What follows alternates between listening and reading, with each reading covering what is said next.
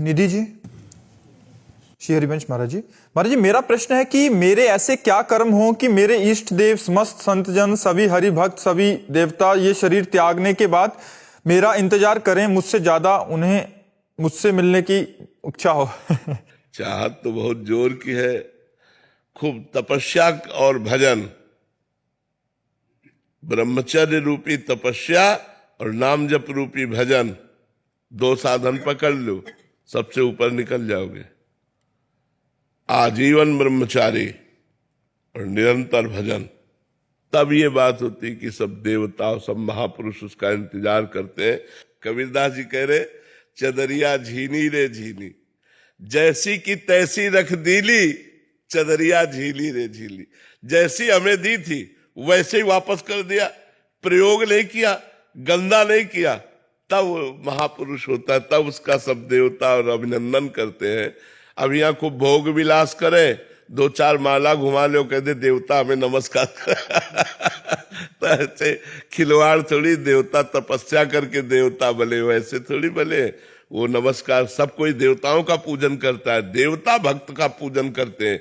उस भक्त का जो भगवान में तन्मय हो चुका है, जो समस्त भोग विलासों का त्याग कर चुका है, जो किसी भी इच्छा का अनुमोदन नहीं करता, भगवत इच्छा का अनुमोदन करता है, अपनी इच्छाओं का त्यागी, कामनाओं का त्यागी, भोगों का त्यागी, ममता केवल एकमात्र प्रभु में, समता सब संसार में, वो भगवान का प्रेमी महात्मा होता है। माधव शर्मा जी, वृंदावन। श्री हरिवंश गुरुदेव। श्री हरिवंश महाराज जी, गुरुदेव भगवान, शिष्य के द्वारा प्रमादवश या विवेक के अभाव के कारण जो त्रुटियां अथवा आज्ञा उल्लंघन होती हैं, क्या उससे गुरु और शिष्य का संबंध विच्छेद हो सकता है?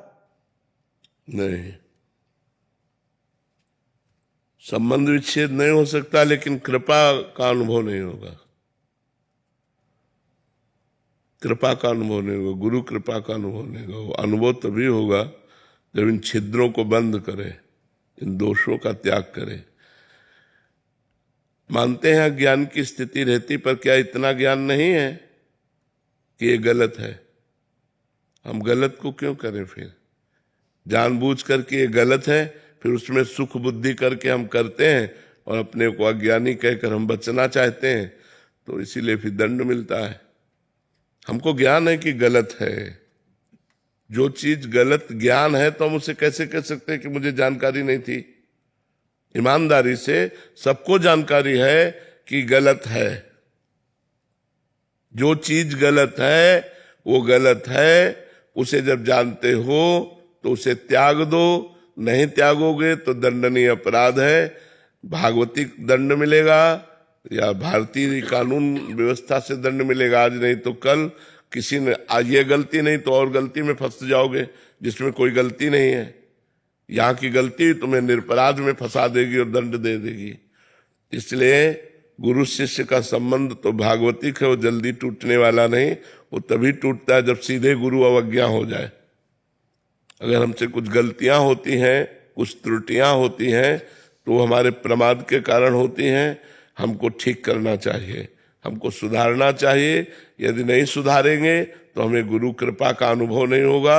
गुरु कृपा का अनुभव ना होने के कारण हमारा मन विषयों में ही भटकेगा, भगवान की तरफ नहीं चल पाएगा। गीतांजलि जी, राधे राधे महाराज जी। महाराज जी, सामान्य जीव का जीवन प्रमाद एवं भोग से लिप्त रहता है। जब आप गुरुजनों और किशोरी जी का कृपा बल उसे अपनी ओर घसीटता है तो उसके जीवन में बहुत सारा बदलाव आने लगता है, जैसे बहुत कम सोना, जल्दी जगना, शादियां, किसी पारिवारिक कार्यक्रम में ना जाना, ना ही रुचि होना, कम भोजन, बाहर का ना खाना। और महाराज जी, इन आचरणों में पारिवारिक जनों जो इस बात को समझते नहीं है, वो बहुत क्रोध होने लग जाते हैं। ऐसी परिस्थिति में हम खुद को कैसे दृढ़ रखें और कैसी नहीं, अपने को दृढ़ ही रखें। किसी के कहने से हम भ्रष्ट आचरण नहीं करेंगे, हम गंदा भोजन नहीं पाएंगे, गंदी आदतें नहीं स्वीकार करेंगे, चाहे वो कोई भी हो। जाके प्रिय न राम वैदेही, तजिए ताहि कोटि बैरी सम जद्यप परम स्नेही। तजो पिता प्रहलाद, विभीषण बंधु, भरत महतारी, गुलुबल तजो कंत ब्रज बनितन भे मुद मंगलकारी। परमार्थ के लिए हम सबका त्याग कर सकते हैं। यदि कोई हमें जबरदस्ती भ्रष्ट आचरण कराना चाहे, भ्रष्ट भोजन पवाना चाहे, तो हम नहीं कर सकते, भले उससे संबंध टूट जाए। वो नाराज होता रहे, हम मौन रहेंगे, चुपचाप सुनेंगे, लेकिन करेंगे वही जो हमें परमार्थ में करना है। हम अपने विरुद्ध आचरण नहीं कर सकते, धर्म के विरुद्ध आचरण नहीं कर सकते। अगर वो नाराज होते हैं तो उनकी नाराजगी हम सह लेंगे, हम सुन लेंगे, लेकिन करेंगे अपने। 5 वर्ष के बालक प्रहलाद जी हैं और त्रिभुवन पति पद पर बैठा हुआ हिरण्यकश्यप है, एक बात भी नहीं उनकी मानी, अपने हरि के मार्ग की बात पुष्ट की तो भगवान को नरसिंहावतार लेना पड़ा। बालक प्रहलाद जी के लिए सर्वशक्तिमान भगवान को नरसिंहावतार लेना पड़ा। तो धर्म युक्त चलना चाहिए, हमको ये भय नहीं होना चाहिए तुम्हारी आदत है गंदी तो तुम अपनी गंदी आदत का पोषण करो। हम सत्संग सुन चुके हैं, अब हम गलत आचरण नहीं करेंगे, आप मानो या न मानो, हम धर्म से चलेंगे और अपना जीवन भगवान के आश्रित व्यतीत करेंगे। भगवान सब देने वाले हैं, वो तो निहाल कर देते हैं। संगीता जी दिल्ली से। राधे राधे राधे महाराज जी। महाराज जी, पिछले 2 वर्षों से हमारे माता पिता का देहांत होने पर हमने माता जी का वार्षिक श्राद्ध वैदिक पद्धति से संपन्न किया और अब पिताजी का प्रथम वार्षिक श्राद्ध करने जा रहे हैं। महाराज जी, आपका पूछना है कि जीवात्मा के कल्याण के लिए श्रीमद् भागवत जी का मूल पाठ करवाया, बट क्या एक बार कराना है या आगे भी कराते रहें आगामी वर्ष? अगर पैसा है तो करवाते रहिए तो मंगलमय है, लेकिन एक बार ही पर्याप्त है। एक बार के ही श्रीमद् भागवत के पाठ से जीव का कल्याण हो जाता है। जो मृत जीव है, जिसका शरीर छूट चुका है, वो जहां भी होगा उसका कल्याण हो जाएगा। श्राद्ध आदि जो आप कर रहे हैं सब उसके मंगल के लिए, और जहां भी होगा उसका मंगल होगा। आशीष पारिक जी। श्री हरिवंश। राधे राधे महाराज जी। महाराज जी, क्या वचन की शरणागति से हमें सहचरी भाव की प्राप्ति होगी अगर हम बुरे कर्म ना करें और अपने कर्तव्य कर्म का पालन करें? पर सहचरी भाव का मंत्र न होना चाहिए ना, नहीं तो स्वरूप का कैसे बोध होगा? सहचरी स्वरूप का बोध वो तो मंत्र कराएगा जो आचार्य परंपरा से आता है। वाचिक शरणागति से, भगवान नाम जप से, कुकर्मों के त्याग से आपका कल्याण हो जाएगा, लेकिन आप सहचरी थोड़ी बन जाएंगे। सहचरी बनने के लिए सहचरी पद प्रदान करने वाला मंत्र होना चाहिए, तभी तो आचार्य के रूप में सहचरियां प्रकट हुई हैं और वो मंत्र प्रदान करती है। उसी मंत्र बल से सहचरी भाव का प्रादुर्भाव होता है। कल्याण हो जाएगा, ऐसे सहचरी थोड़ी बन जाओगे। सहचरी बनने के लिए, सहचरी पद प्राप्त करने के लिए जो आचार्य ने मंत्र दिया है, गुरु परंपरा से आता है, वो जब तक नहीं मिलेगा, उसका अनुष्ठान नहीं होगा, तब तक सहचरी भाव की भावना नहीं बनेगी। पुरुष भावना, स्त्री भावना ये मिट जाए, वनिता पुरुष भाव मिट जाए, सेवै ललितादिक के भाई। स्त्री और पुरुष का भाव मिट करके सहचरी भाव, चिदानंदमय भाव, वो आता है मंत्र से। जब गुरु की शरण में होकर रसिकों के संग में उनकी जूठन खाए, उनकी चरण रज सेवन करे, उनका संग करे और खूब मंत्र जप करे, वृंदावन धाम की कृपा मनावे, तब सहचरी भाव।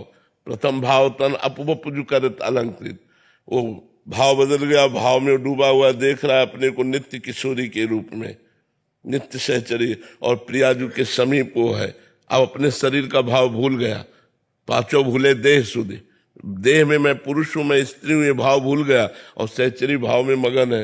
ये मंत्र की महिमा होगी, आचार्य की कृपा की महिमा होगी। महामंडलेश्वर श्री यमुनापुरी जी महाराज। महाराज जी का प्रश्न है, आप कह रहे हैं कि होए भजन ना तामस देहा। महाराज जी, मेरे जैसे जीव ना भजन ही किया, यज्ञ तप कुछ भी नहीं और किसी में रुचि भी नहीं है, तो ऐसे में कल्याण का क्या साधन है महाराज जी? जो साधन है वही साध्य बना ले, जो साध्य है उसी को साधन बना ले। भगवद आश्रय,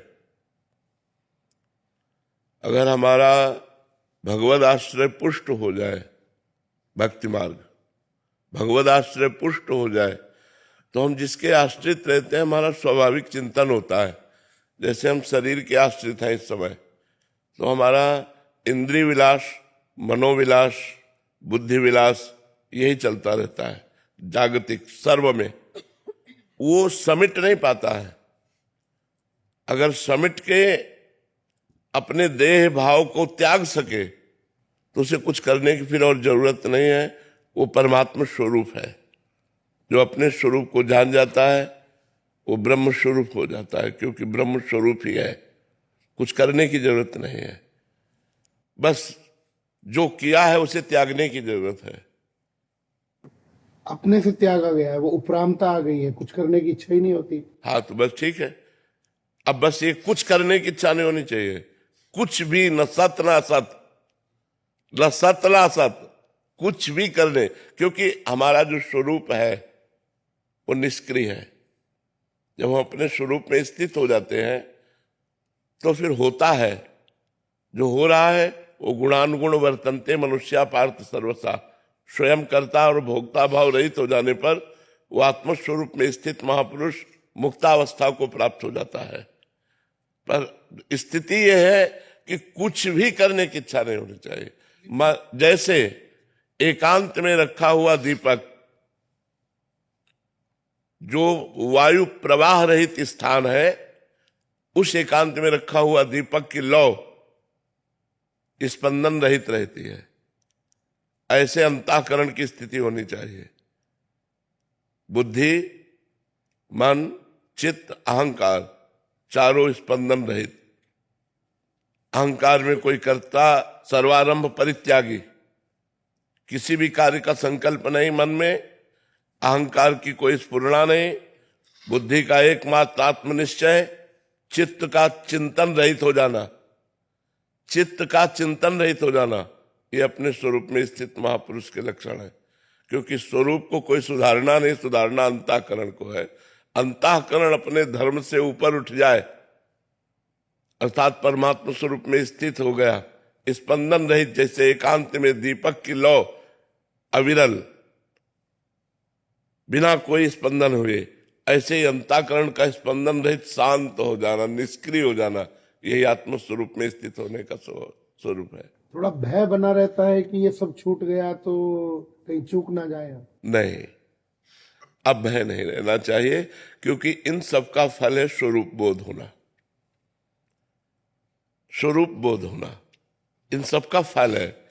अगर भय है तो अभी सबका बंद नहीं। ये बात ध्यान रखना है।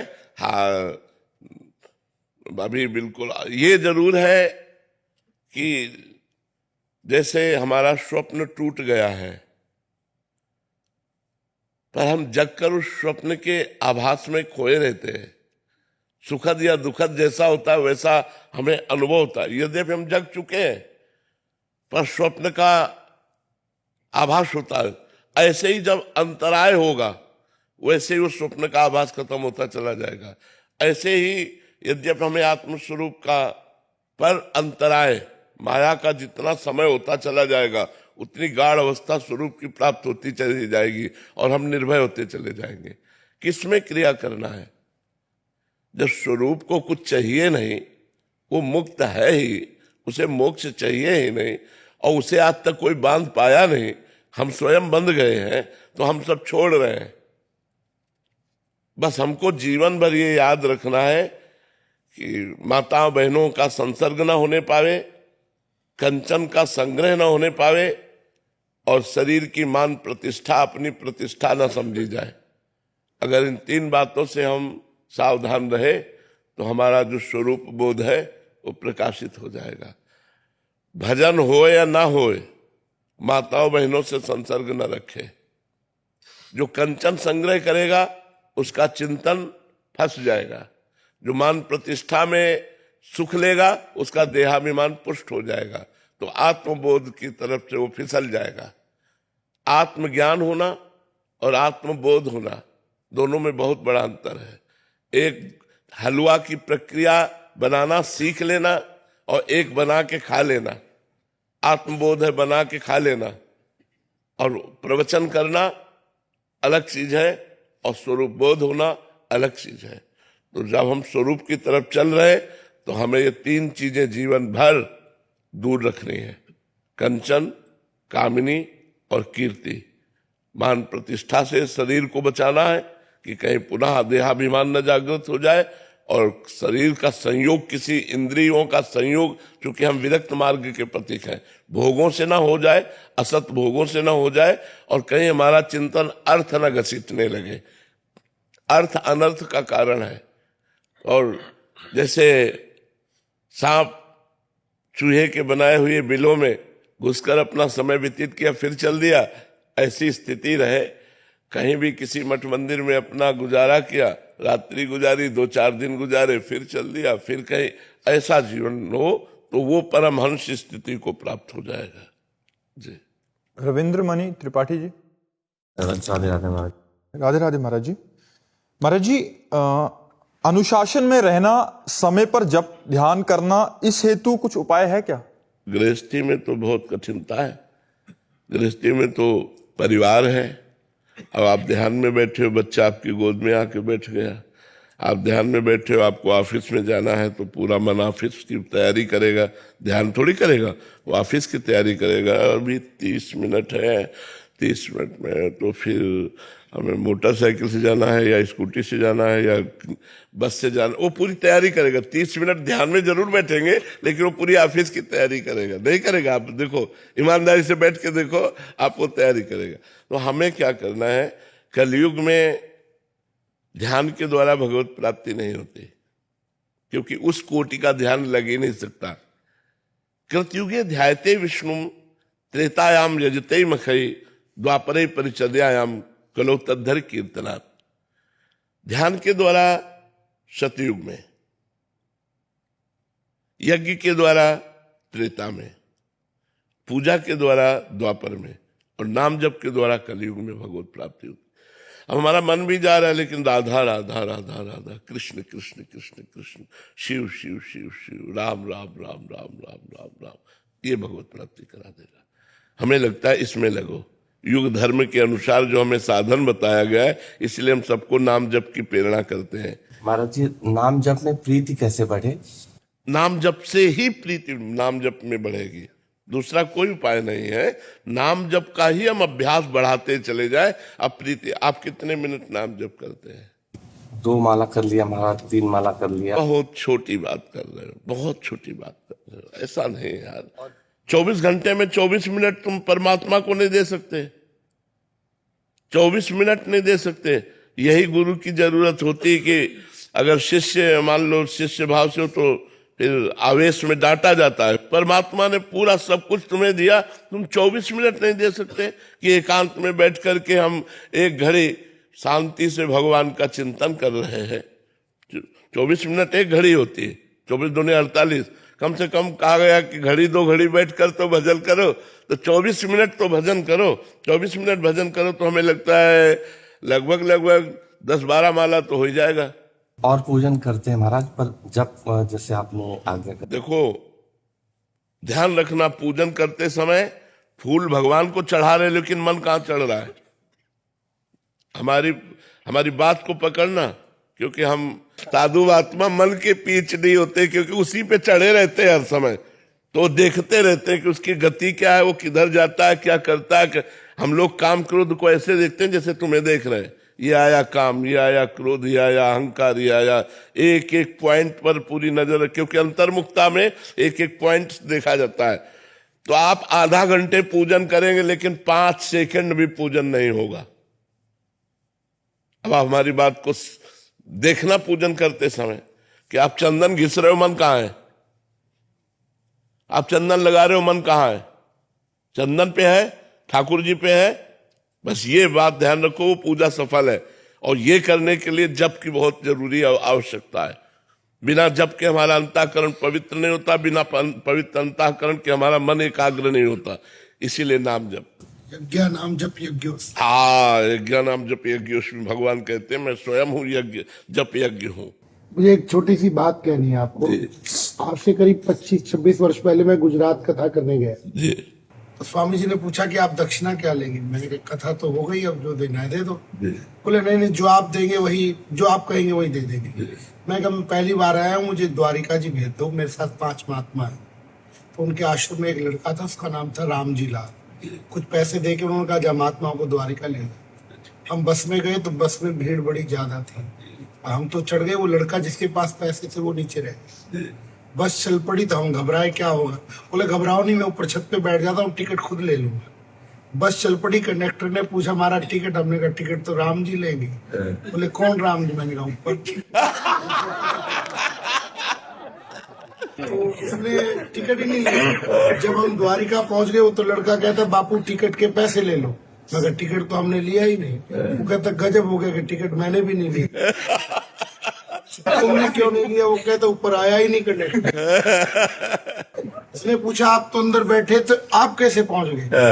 आपसे तो टिकट पूछा होगा। मैं कहा पूछा था, मैंने बोल दिया टिकट राम जी लेंगे। कौन बोले ऊपर? वो तो जो साधु आत्मा है भगवान। वो तो असली भगवान राम समझ गया। मैं अपनी गद्दी से उठा और उस लड़के के पाँव छू ली। उसने कहा महाराज मैं तो नौकर हूँ, मेरे पाँव क्यों छू रहे हो? मैं कहा तुमने ज्ञान करा दिया कि जब नकली राम का नाम द्वारिका पहुंचा सकता है, असली का नाम तो वहाँ पहुंचा ही देगा। बिल्कुल बिल्कुल बिल्कुल, बहुत सुंदर बहुत सुंदर। घटित घटना है, इसलिए यज्ञ नाम जप यज्ञ। हम हजारों महात्मा अखाड़े से मिलकर के जो नहीं कर पाए पिछले 10 साल में, आपने वो पूरे भारत में करके दिखा दिया। सब लोगों को आपने नाम में दिखा दिया। हम जो नहीं कर पाए वो आपने अकेले, हम तो हजारों के हिसाब से फिर भी नहीं कर पाए अखाड़े में, पर आपने अकेले इतनी बढ़िया लत लगा दी, उसके लिए आप धन्य है हमारा। और आज अगर हमको विभूति योग लिखना पड़े दोबारा से गीता में, तो हम उसमें लिखेंगे साधु नाम प्रेमानंद शास्त्री। ये आप संतों की चरण रज का प्रताप है महाराज। आपने कमाल करके दिखा दिया, जो हम में से कोई नहीं कर पाया वो आपने अकेले कर। नहीं नहीं महाराज जी, आप सब संतों का आशीर्वाद, आप संतों का दुलार ही, आप संतों की चरण रज ही वो काम कर रहे, अपने तो किसी योग्य नहीं है। वर्षों के बाद हमने जन जन में ये भावना देखी, बहुत वर्षों के बाद। कमाल कर दिया महाराज, आप धन्य। दीपिका जी, राधे राधे महाराज जी। महाराज जी आप कह रहे हैं कि भूरी सखी जैसी अंदर व्याकुलता और अरे नाम जप करो भोरी सखी मीरा जी, और मीरा जी की चरण धूलि, भोरी सखी की चरण धूलि मिल जाए, उनकी हम एक कण बन जाए। नाम जप करो, पहले नाम जप करो। ऐसा नहीं कि हम इन अवतारी महापुरुषों के समान थोड़ी हो सकते। सब कोई मीरा जी हो जाएगा क्या? सब कोई भोरी सखी बन जाएगा क्या? नाम जप करो, श्री जी के गुण गाओ, उनके चरित्रों को सुनो। किसका प्रश्न है? उनके चरित्रों को सुनो, नाम जप करो, श्री जी के आश्रित रहो और प्रार्थना करो कि मैं तृण से भी नीच भाव ले आऊं, कि मैं किसी योग्य नहीं हूं, और निरंतर नाम जप चलता रहे। हे लाडली बिसरी हो ना बिसारी हो, यही दान मोहि देव, श्री हरिवंश के लाडले मोहि अपनी कर लियो। हम भोरी सखी कैसे बन सकते हैं? एक मुट्ठी चना चबा करके, एक मुट्ठी चना, वो भी कहां से? सेवा कुंज में जो बंदरों को फेंक दिया जाता है, और बंदर जो नहीं खाते हैं उसे ठुड्डी कहते हैं, उस चने को बीन लेते और एक मुट्ठी चना चबा करके यमुना जल पीकर रात दिन रोते रहते, हा लाडली, हा प्रियाजू, इतने प्रेम की ऊंची स्थिति कि राधा वल्लभ जी की होली में, जब राधा वल्लभ जी की होली होती तो बड़ी बड़ी पिचकारियां चलती, तो वो नजदीक खड़े थे, तो वही रफ्तार से मारी तो पूरी कान का पर्दा फट करके रंग पूरा अंदर चला गया। भोरी सखी के, भोरी सखी भोलानाथ जी नाम था। वो पुरुष शरीर में थे लेकिन भावदेह में प्रियाजू की सखी स्वरूप में रहते थे। अब उनको भजन के सिवा कि किसी से कहें कि हमारा कान का पर्दा फट गया, उसमें पानी चला गया, अब वो पानी रंग वाला, वो सड़ने लगा, उसमें कीड़े पड़ गए। जब कीड़े बाहर निकलने लगे तो लोगों ने देखा, और वो हर समय हा प्रियाजू, हा लाड। सोचो जरा, कान में एक चींटी छोड़ दी जाए तो कितना परेशानी हो जाएगी, और कान में कीड़े पड़े हैं, वो हा प्रियाजू, हा राधा रानी, हा किशोरी जू, बस वो एक ही। उनके पद देखो पढ़कर कितने प्रेम की स्थिति में डूबे हुए। तो कुछ लोगों ने कहा बाबा तुम्हारे कान में तो कीड़े पड़ गए हैं, इसकी दवाई करवानी पड़ेगी। अब वो चुप, बोले आपको मथुरा चलना पड़ेगा, यहाँ ऐसी व्यवस्था नहीं, उस समय वृंदावन में ऐसी व्यवस्था नहीं थी। वो बोले नहीं, उनको जबरदस्ती नहीं बाबा आपको ले, क्योंकि सबको लगा सब सड़ रहा है, कीड़े पड़ रहे, मथुरा ले गए उन्होंने कहा तो ऑपरेशन होगा। तो उनका जो तुम्हें करना, जब श्री जी ले आए हैं तो जो तुम्हें करना है करो, पर ऑपरेशन करने के आधा घंटा पहले हमें बता देना, शून्य करने की जरूरत नहीं। तो उनका बिना शून्य के ऑपरेशन कैसे हो सकता है? बोले आप आधा घंटा पहले बता देना। आए और 30 मिनट पहले बताए बाबा 30 मिनट बाद आपका ऑपरेशन होगा। शांत बैठ गए और श्री जी में तन्मय हो गए। डॉक्टर आए ऐसे, वो है ही नहीं, सीधा शरीर ऐसे बैठा हो, बैठे बैठे ऑपरेशन, पूरे कान का ऑपरेशन हो गया, कहीं आ नहीं, कोई पलक नहीं खुलना, कुछ नहीं, बिल्कुल मुर्दे के सरीखे एकदम। ऑपरेशन होने के आधा घंटे बाद श्री हरिवंश, श्री हरिवंश, श्री हरिवंश, आंख खोली और का ऑपरेशन हो गया। बोले हाँ, उठे और चल दिए। पूरा अस्पताल उनके चरणों की धूल माथे पे कि ऐसा महापुरुष, तो भोरी सखी जैसा महापुरुष, तो हम तो यही चाहते कि उनकी चरण रज का एक किनका मिल जाए, जिससे हमारे अंदर थोड़ा सा भी भाव प्रियाजू के लिए तो आ जाए, थोड़ा तो रोना आ जाए प्रियाजू के लिए। वो तो रात दिन ऐसे चीख चीख के रोते कि जो ब्रजवासी वहां से निकलता तो कहता, राधा रानी हमारे भी पुण्य लग जाए, बाबा को तुम दर्शन दे दो। नहीं सहा जाता इसका रोना देख करके, इतना वो विकल, वो हर समय श्री जी में ही रहते, श्री जी के दर्शन में ही रहते, श्री जी में। तो ऐसे महापुरुषों की चरण रज में प्रणाम है, उनकी कृपा को हो जाए, हमें राधा नाम रचने का स्वभाव बन जाए, हमारी प्रीति राधा नाम में हो जाए, ये जीवन का परम लाभ। गोविंद नारायण कुमावत जी। राधे राधे प्रभु। राधे राधे महाराज जी। महाराज जी, आपने गीता जी का एक श्लोक लिखा है, उसमें कह रहे हैं कि मर्म को न जानकर किए हुए अभ्यास से ज्ञान श्रेष्ठ है, ज्ञान से मुझ परमेश्वर के स्वरूप का ध्यान श्रेष्ठ है, और ध्यान से सब कर्मों के फल का त्याग, केवल भगवत कर्म करने वाले पुरुष का भगवान के प्रेम और श्रद्धा तथा भगवान का चिंतन भी बना रहता है। इसलिए ध्यान से कर्म फल का त्याग श्रेष्ठ है। श्रेष्ठ है क्योंकि त्याग से तत्काल ही परम शांति होती है। महाराज जी, आप कह रहे हैं कि इसमें कर्म फल का त्याग का क्या तात्पर्य है? देखो, सबसे पहली बात ये समझना है कि जैसे आप कर्म कर रहे हैं और आपको कुछ ज्ञान ही नहीं है कि क्या कर्म है, क्या कर्म है, क्या धर्म है, क्या अधर्म है, उससे ध्यान पूर्वक, ज्ञान पूर्वक हमें पता है कि कौन सा कर्म करना चाहिए, कौन सा नहीं करना, वो कर्म श्रेष्ठ है। उस कर्म को ध्यान पूर्वक करना, ये भगवान के ध्यान की बात नहीं कर रहे, कर्म विषय प्रसंग चल रहा है। उस कर्म को ध्यान पूर्वक करना, उसका ज्ञान रखना, तो ज्ञान रखने से ध्यान पूर्वक करना श्रेष्ठ है। और ध्यान पूर्वक करने से श्रेष्ठ है क्योंकि कर्म तो कर रहे हैं और फल की प्रबल आकांक्षा है, और ध्यान पूर्वक कर्म कर रहे हैं, एकाग्रता पूर्वक कर्म कर रहे हैं, और फल की प्रबल आकांक्षा है और फल ना मिला तो आप अशांत हो जाएंगे, आप निराश हो जाएंगे। और सच्चा कर्म का फल है सुख दुखे समय कृत्वा लाभा लाभो जया जयो, सुख दुख में, लाभ हानि में, जय पराजय में समान भाव रहना। इसलिए भगवान कह रहे हैं कर्म फल का त्यागी सर्वश्रेष्ठ है, क्योंकि वो भगवान के भरोसे हो जाता है। कर्म तो मैं कर रहा हूं लेकिन फल भगवान के हाथ में है, और जैसा भगवान करेंगे वैसा मंगल भवन है, हमारा मंगल ही होगा। वो फल पर आसक्त ना होकर भगवान के विधान पर आसक्त होता है, भगवान की कृपा पर आसक्त होता है।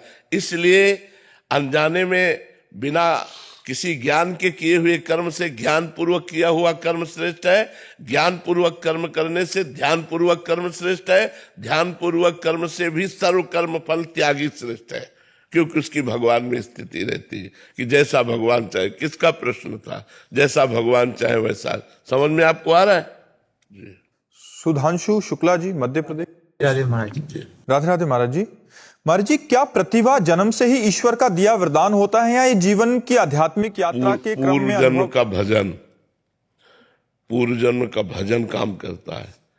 जैसे पूर्व जन्म का भजन, हम जब 13 वर्ष 14 वर्ष के थे ना, तो जिस गांव में रुके हुए, गांव के बाहर 2 किलोमीटर दूर मंदिर था, तो 90 वर्ष के बूढ़े ब्राह्मण साष्टांग दंडवत करते थे। जब लंगोटी लगाए और ब्रह्मचारी ऐसे बने और गायत्री अनुष्ठान शुरू था, तो 90 वर्ष के बूढ़े बूढ़े ब्राह्मण साष्टांग दंडवत करते थे। तो हम कहे, अरे बाबा आप के दंडवत करते हो? तो ये इस जन्म का नहीं था, ये पूर्व जन्म का था। पूर्व जन्म में कुछ भजन बाकी रह गया था, तो जन्म हुआ और जहाँ 13 वर्ष की अवस्था हुई तो परमार्थ में लगा दिए गए। ये पूर्व का है। तो जो एक प्रतिभाशाली कोई व्यक्ति संसार में भी दिखाई देता है, अब इसी का आचरण बिगाड़ लेना या बना लेना। अब जैसे पद का सदुपयोग न करते हुए दुरुपयोग कर देना, अब बिगाड़ लिया, अब बुरी गति को प्राप्त होंगे, और संभाल लिया तो और उत्तम गति को प्राप्त होंगे। यही लोग थोड़ी है, ऊपर के भी लोग हैं, स्वर्गलोक, महारलोक, जनलोक, तपलोक, सत्यलोक, नीचे पाताल, रसातल, तलातल, वितल, सुतल, महातल, ये सब नीचे। तो और भी तो लोक, लोकांतर, ब्रह्म ब्रह्मांड है भगवान के। तो अगर हमारी उन्नति होती चली गई तो और ऊपर के लोकों में चले जाएंगे। तो ये तप काम करता है, इसमें भजन काम करता है, इसमें पुण्य काम करता है। इसमें अगर तपस्या नहीं है तो नहीं, प्रतिभा इसी जन्म में थोड़ी हो जाती है।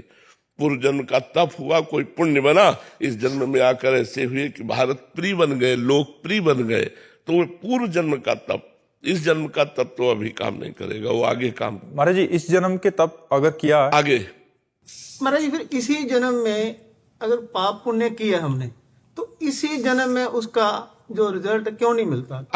आज कत्ल किए तो आज ये फांसी में क्यों नहीं चढ़ा देते? कानून है ना, न्यायालय में चलेगा। कहो 10 साल मुकदमा चले, चलता है कि नहीं चलता?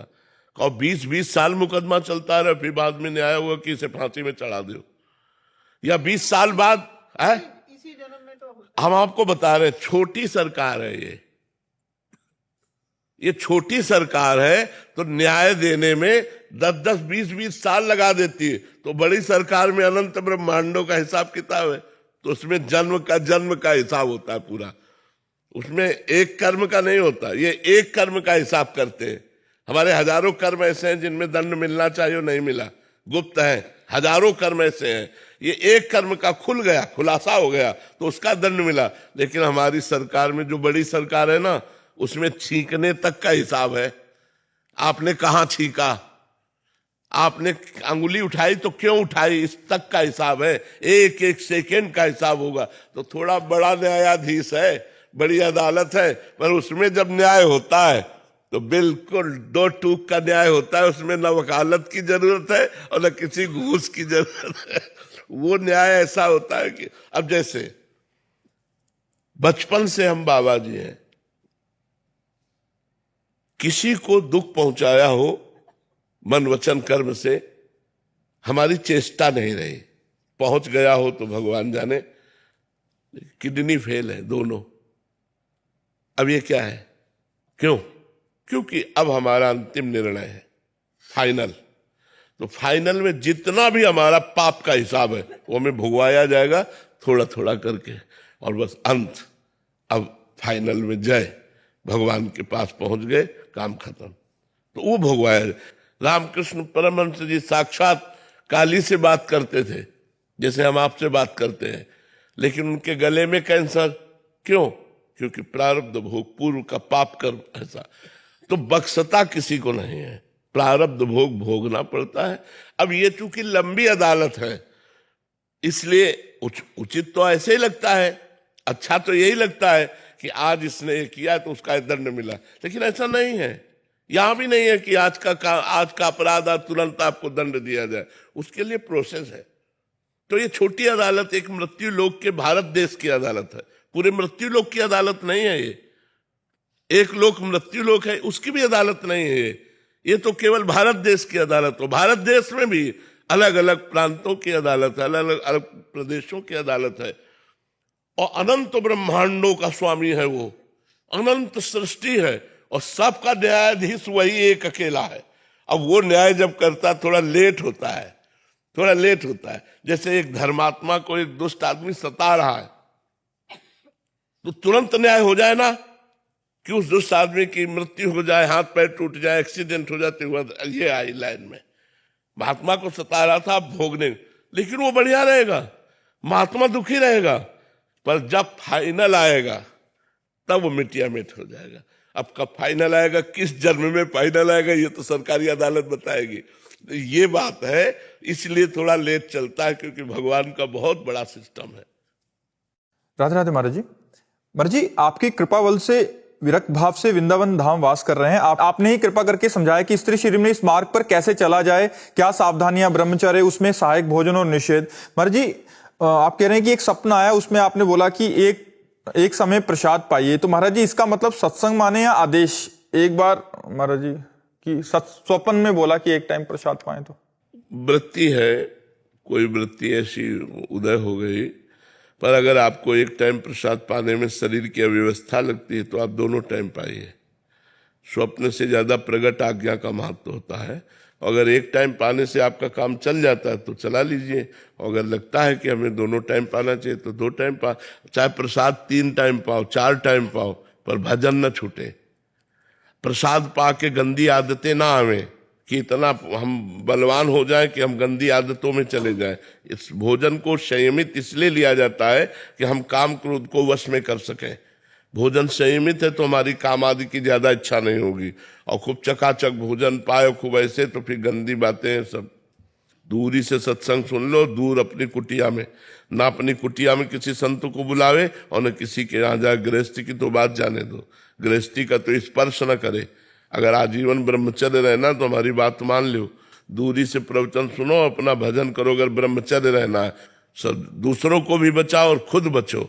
अपने संयम से रहो, एकांतवास करो, किसी को अवसर मत दो, और ना किसी को भ्रष्ट करने वाली कोई बात आनी चाहिए जीवन में। अगर नजदीक रहेगा तो भ्रष्ट हो जाएगा, वो कोई भी हो। बलवान इंद्रिय ग्रामो विद्वानमपि करसति, कितना भी बड़ा विद्वान हो, मन फिसलने में देर नहीं लगेगी। एक बार मन फिसला तो दलदल है, वो उसी में घुसता चला जाता, निकलने की कोशिश करने पर भी वो नहीं निकल पाता है। समर्थ भगवान जब निकाले तब निकल पाता नहीं, बहुत बड़ा दलदल है।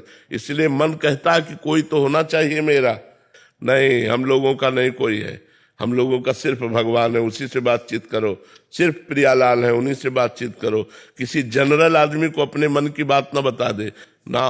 रहीमन मन की मन व्यथा रखिए मन में गोए, रहीमदास जी कहते हैं। अपने मन की व्यथा को मन में छुपा के रखो, केवल भगवान से प्रार्थना करो, क्योंकि ये लंबा जीवन है।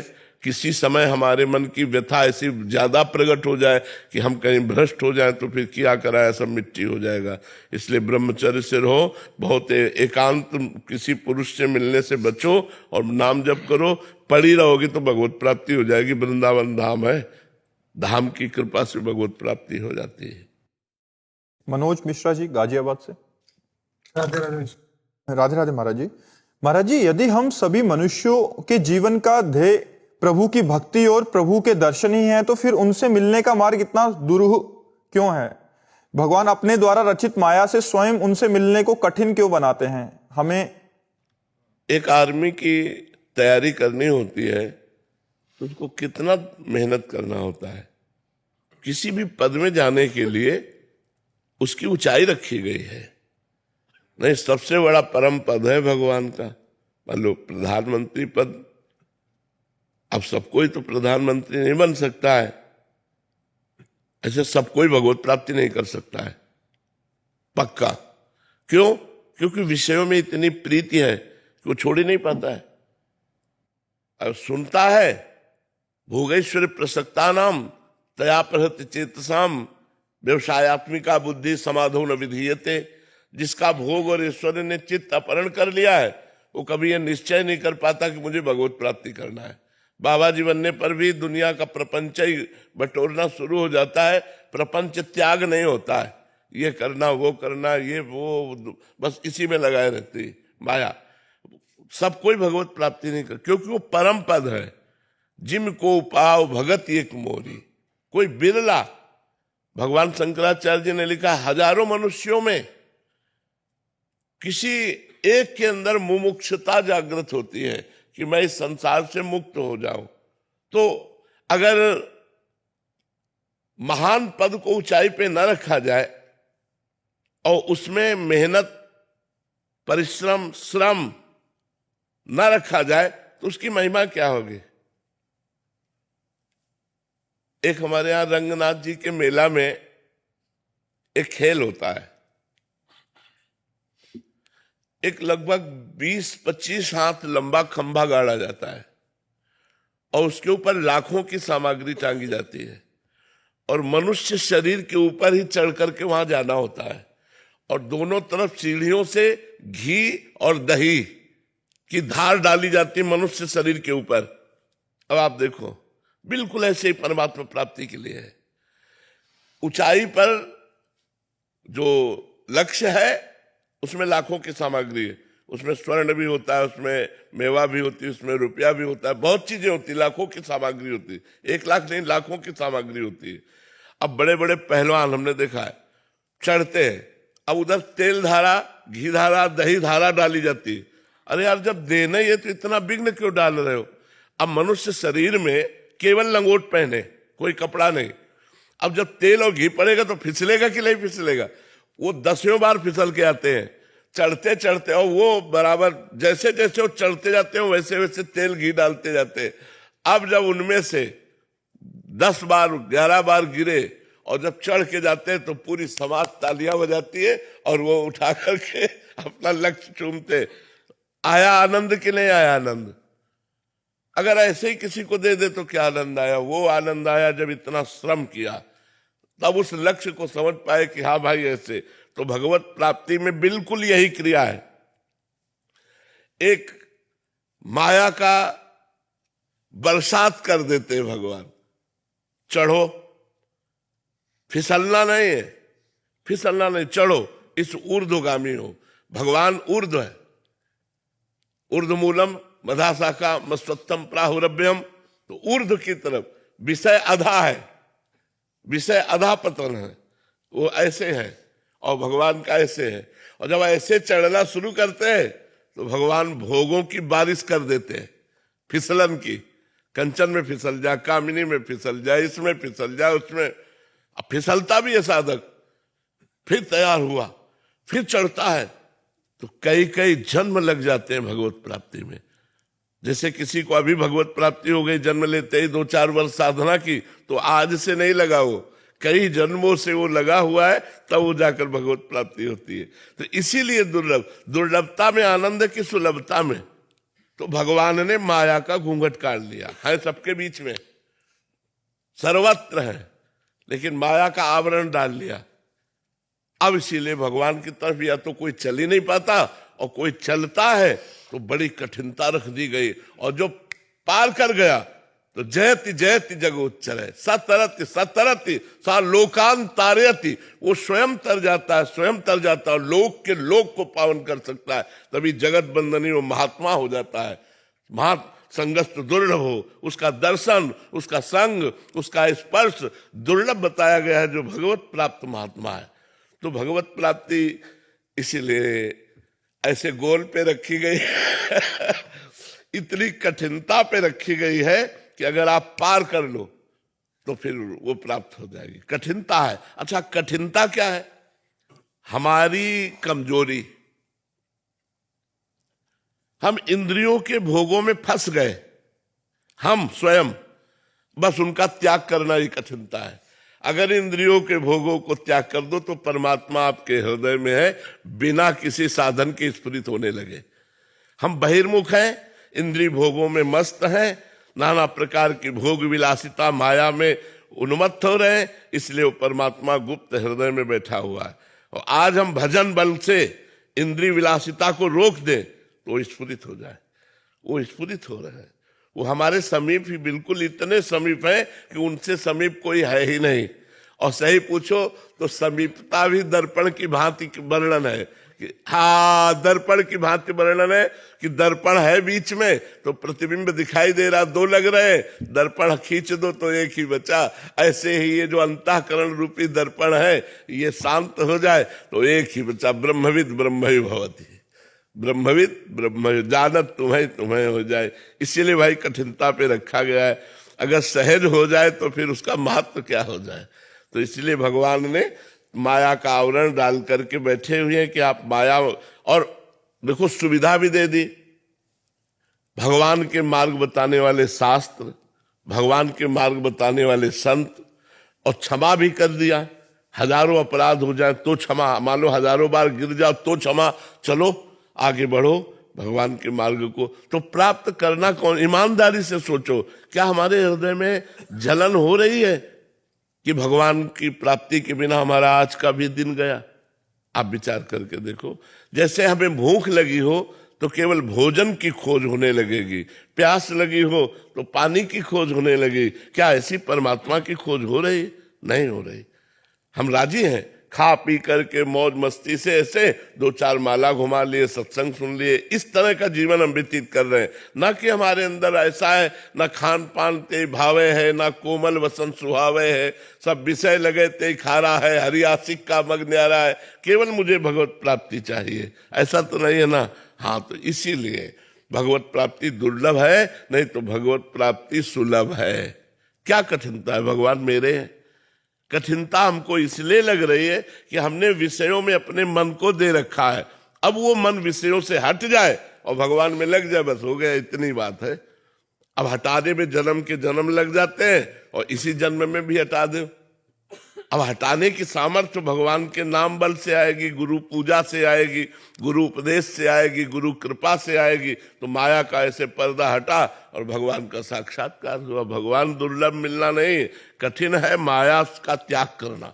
जहां विषयों में फंसे उनका त्याग करना कठिन है। वही कठिनता हमें भगवान की प्राप्ति में कठिनता दिखाई दे रही है।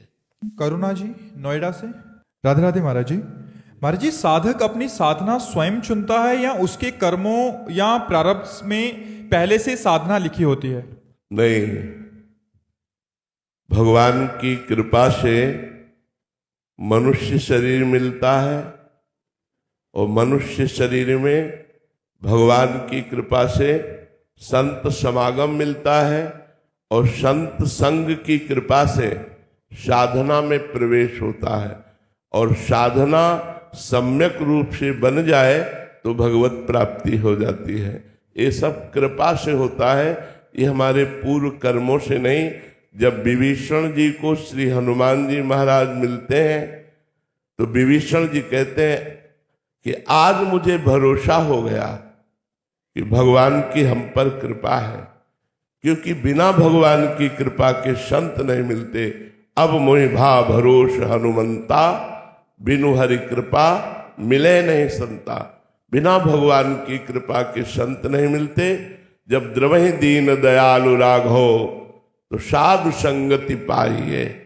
जब साधु संगति मिलती है तब हमारी साधना बढ़ती है। तो हमारी साधना, हमारा लक्ष्य, हमारा पूरा जीवन ये भगवान की कृपा के आश्रित है, तभी अहंकार नहीं आएगा।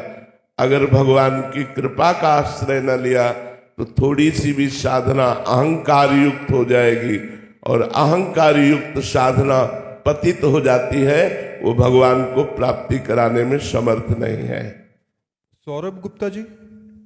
राधे राधे महाराज जी। महाराज जी, बचपन से ही ब्रज का वास रहा पर मन राम जी की तरफ लगा, लेकिन जब पता लगा कि राम जी और कृष्ण जी एक ही हैं तो प्रियता कृष्ण जी की ओर बढ़ने लगी। तो महाराज जी, अब मन ऐसा है कि राम जी को भी नहीं छोड़ सकता और कृष्ण जी को भी नहीं छोड़ सकता। गुरुदेव का वर्ण किया है तो फिर अभी आपका निश्चय अधूरा। पहले गुरुदेव का वर्ण कीजिए। जो गुरुदेव राम रूप दे या कृष्ण रूप दे, एक रूप में लगो, एक मार्ग में लगो। दो नावों में पाय रखने वाला चल नहीं पाएगा। ऐसे ही है, भगवान एक ही है लेकिन उनके रूप दो हो गए, एक राम रूप, एक श्याम रूप। तो हम दोनों रूपों की उपासना सम्यक रूप से नहीं कर पाएंगे। सम्यक रूप से प्रेम गली अति सांकरी, तामे दो न समाये, एक एक भरोसो, एक बल, एक आस विश्वास, एक राम घनश्याम हित, चातक तुलसीदास। पहले गुरुदेव का वर्ण करो और फिर गुरुदेव जो गुरु मंत्र दे, नाम दे और इष्ट दे, उसी में रति करो तो माया से मुक्त हो जाओगे। नहीं चाहे शिव बिरंच सम होई, गुरु बिन भव निधि तरह न कोई। इसलिए पहले गुरुदेव भगवान का वर्ण करो, फिर निर्णय निकलेगा कि आप किसके उपासक हैं। कविता गौड़ जी दिल्ली से।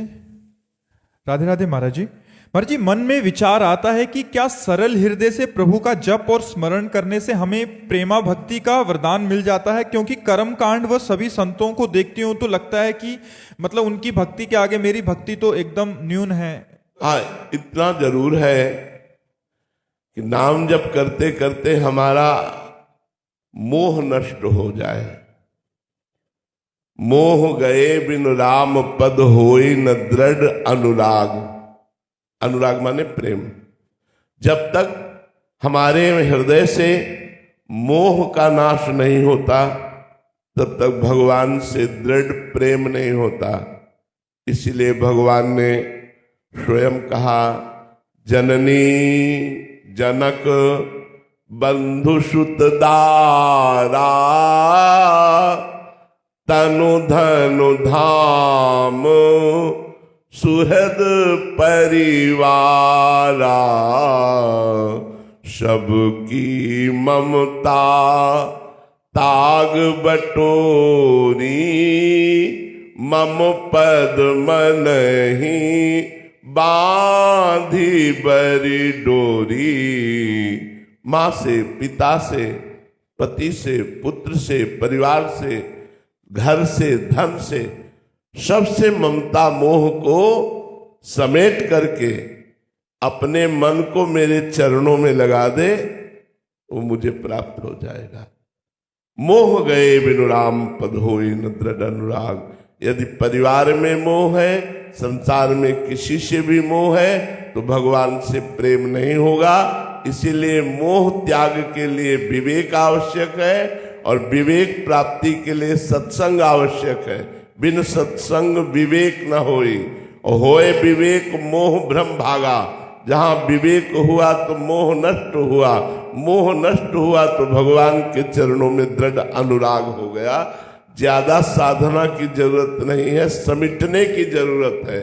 अपने मन को समेटकर भगवान में यदि हम लगा पावे तो इसी जन्म में भगवत प्रेम प्राप्त हो जाए। मीनाक्षी जी लंदन से। राधे राधे महाराज जी। महाराज जी, लाडली जू मेरे हैं और मैं लाडली जू की हूं, क्या इतना मान लेने से श्यामा जू अपनी सेवा में ले लेंगे? मान लेना कोई साधारण बात है? जब हम पति को अपना पति मान लेते हैं तो हमारा सर्वस्व पति को समर्पित हो जाता है। जब हम गुरुदेव को वास्तविक अपना गुरुदेव मान लेते हैं तो हमारा सर्वस्व गुरुदेव को समर्पित हो जाता है। ऐसे ही अगर हमने प्रिया प्रीतम को अपना माना तो हमारा मन, हमारा प्राण, हमारी बुद्धि, हमारा चित्त उन्हीं का हो गया। देखो, गोपियों ने श्री कृष्ण को माना कि श्री कृष्ण मेरे हैं और मैं श्री कृष्ण की हूं, तो वो उद्धव जी को अपनी स्थिति बता रही है, कान भय प्राण में और प्राण भय कान में, ही में न जान परे कान है कि प्राण है। प्राण कृष्णाकार, मन कृष्णाकार, बुद्धि कृष्णाकार, तब माना जाता है कि मैं श्री कृष्ण की हूं, मैं प्रियाजू की हूं। ऐसा नहीं है कि हमने वाणी से बोला मैं प्रिया प्रीतम की हूं और मनमानी आचरण और भजन नहीं और संसार के सारे संबंधों में मन बिखरा पड़ा है, इससे कुछ नहीं होगा, इससे कुछ नहीं होगा। बात समझनी है, जब प्रियाजू की हूं तो प्रियाजू की ही अंदर से होकर हम परिवार की सेवा कर रहे हैं क्योंकि प्रियाजू की सेवा है। हम राष्ट्र की सेवा कर रहे हैं क्योंकि प्रियाजू की सेवा है। हम किसी भी मनुष्य की सेवा कर रहे हैं उसमें प्रियालाल को देखकर सेवा कर।